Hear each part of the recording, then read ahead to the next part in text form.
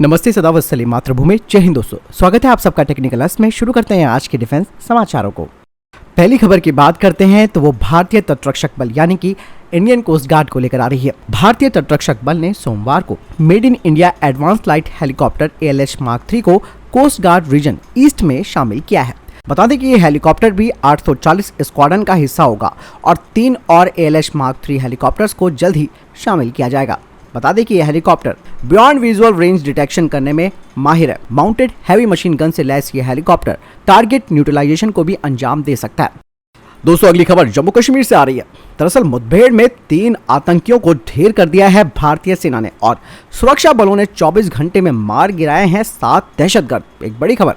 बता दें कि सुरक्षा बलों ने आज यानी कि सोमवार को हुई 2 अलग अलग मुठभेड़ों में 3 आतंकियों को मार गिराया। पुलिस प्रवक्ता के मुताबिक अगर बात की जाए पिछले 24 घंटे की तो कुल मिलाकर 7 आतंकियों को ढेर किया जा चुका है। बता दें कि उत्तर कश्मीर में कुपवाड़ा जिले में जारी मुठभेड़ के दौरान 2 आतंकी मार गिराए गए। इस अभियान में अभी तक 4 आतंकवादी भी मारे जा चुके हैं।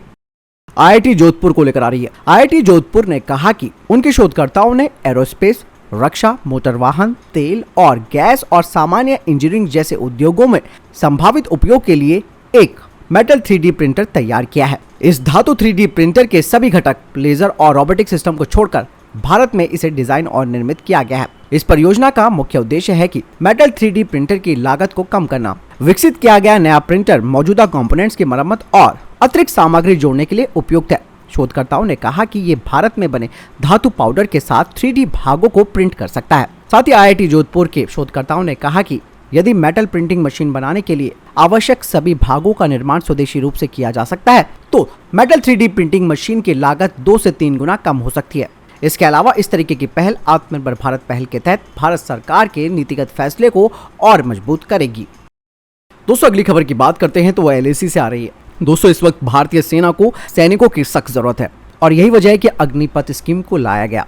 दरअसल भारत चाइना के साथ 3488 किलोमीटर लंबी LAC को साझा करता है। इसीलिए भारत अपनी सीमाओं की सुरक्षा के लिए सेना को बढ़ाना चाहता है। बता दें कि फिलहाल भारतीय सेना में ऑफिसर रैंक से नीचे केवल 19% जवान 25 साल से कम उम्र के हैं। वहीं 27% 26 से 30, 20% 31 से 35 और करीबन 19% 36 से 40 और 10% 41 से 45 और 4.4% 46 से 50 आयु वर्ग के हैं। यह साफ तौर पर दिखता है कि भारतीय सेना की औसत आयु चीन और अन्य देशों की तुलना में काफी ज्यादा भी है। दरअसल सेना में युवाओं की संख्या बढ़ने के बाद जो हमारी ऊंची पोस्ट है और विषम पोस्ट है वहां पर इन युवा सैनिकों की तैनाती की जाएगी।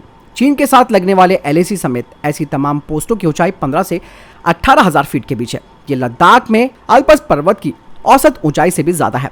LAC में भारतीय सेना की तैनाती 12,000 से 16,500 फीट पर होती है। वहीं संवेदनशील सिक्किम सेक्टर में ये ऊंचाई 11,000 फीट से लेकर 18,500 फीट तक होती है। कामनेगा और शेष अरुणाचल प्रदेश क्षेत्र में तैनात की 10,000 से 16,000 फीट की ऊंचाई पर होती है। इन पोस्टों पर पड़ने वाली बहुत ज्यादा ठंड और विषम हालात के चलते अधिक उम्र वाले सैनिकों के लिए यहाँ पर सरवाइव करना मुश्किल हो जाता है।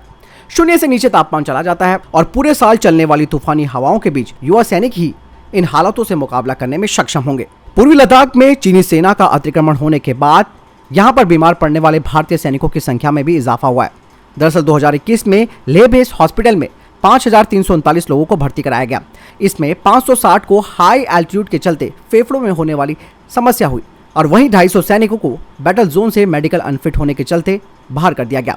ऐसे कठिन हालात में केवल युवा और फिट सैनिक और अधिकारी ही सरवाइव कर पाएंगे।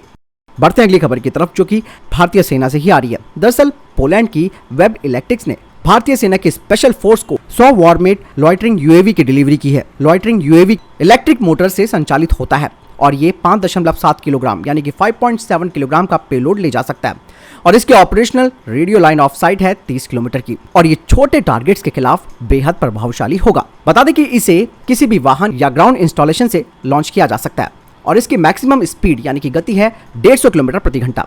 हालांकि ये तो शुरुआती ऑर्डर है जो कि जरूरी तौर पर लिया गया है विदेशी कंपनियों से, लेकिन इसी तरीके के जो लॉइटरिंग UAV उन्हें आने वाले समय में भारतीय कंपनियों से ही खरीदा जाएगा। दोस्तों, अगली खबर की बात करते हैं तो वो आ रही है अपाचे और चिनूक हेलीकॉप्टर्स को लेकर। दरअसल बोइंग के वाइस प्रेसिडेंट ने कहा कि भारत और अपाचे हेलीकॉप्टर्स और चिनूक हेलीकॉप्टर्स को खरीदना चाहता है, जिसके लिए भारत बोइंग के साथ मोल तोल कर रहा है।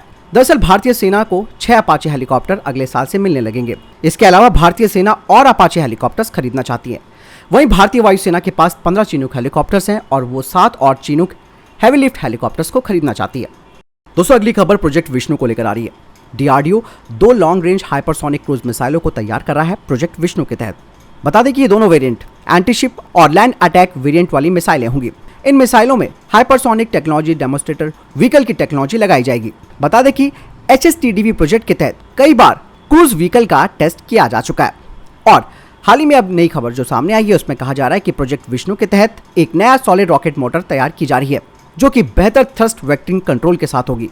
बता दें कि हाइपरसोनिक क्रूज मिसाइल की रेंज 2500 किलोमीटर होगी और ये 2024 तक सामने आ जाएगी। और बता दें कि air launch hypersonic cruise missile की रेंज 700 किलोमीटर होगी जिसे कि भारतीय वायुसेना के फाइटर जेट से दागा जाएगा। दोस्तों अगली खबर की बात करते हैं तो वो फिलीपींस को लेकर आ रही है। दरअसल कल की डिफेंस अपडेट में मैंने आपको बताया था कि Philippines 12 light multi role fighter jets को खरीदना चाहती है जो कि साउथ कोरिया से खरीदे गए FA-50 से बेहतर हो। बता दें कि फिलीपींस ने लॉकहीड मार्टिन के F-16 की समीक्षा की थी, लेकिन फिलीपींस के पूर्व राष्ट्रपति ने F-16 विमान को बेकार बताया था।